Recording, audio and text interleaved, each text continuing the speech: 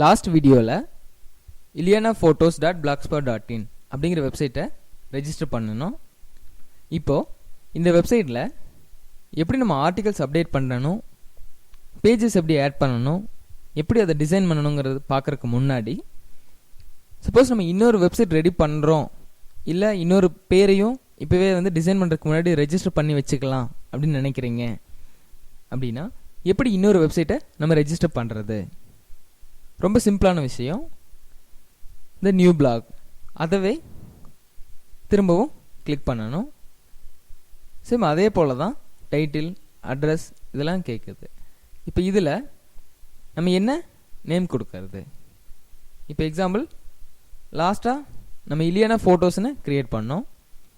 இப்போது Ileana photos gallery அப்படின்னு நேமில் க்ரியேட் பண்ணுவோம்.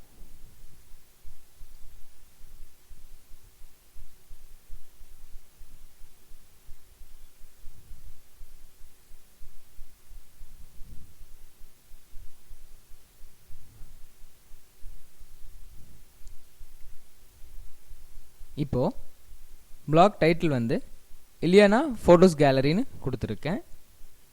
வெப்சைட் அட்ரஸும் அதுவே தான் கொடுக்க போகிறேன்.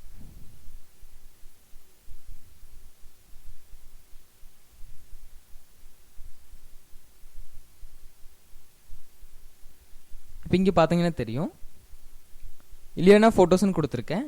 Sorry, this blog address is not available. ஏன்னா லாஸ்ட் டைம் நம்ம தான் புக் பண்ணியிருக்கோம்.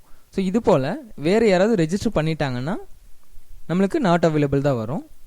இப்போது நம்ம இலியானா ஃபோட்டோஸ் கேலரியை புக் பண்ணுவோம்.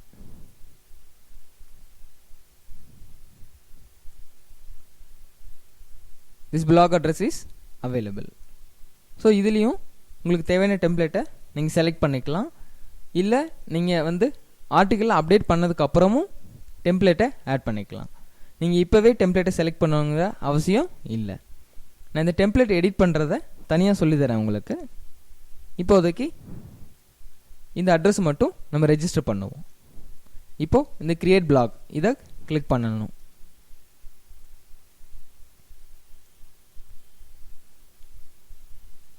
இப்போ இந்த பிளாகும் ரெஜிஸ்டர் ஆயிடுச்சு.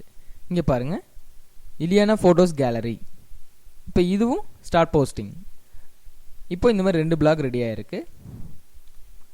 இப்போது இதில் ஏதோ ஒரு பிளாகை நான் உங்களுக்கு டிசைன் பண்ணி காமிக்கிறேன். ஆர்டிக்கிள் எப்படி அப்டேட் பண்ணுங்கிறதும் சொல்லித்தரேன். ஸோ இதை பற்றி அடுத்த வீடியோவில் பார்க்கலாம். தேங்க்யூ.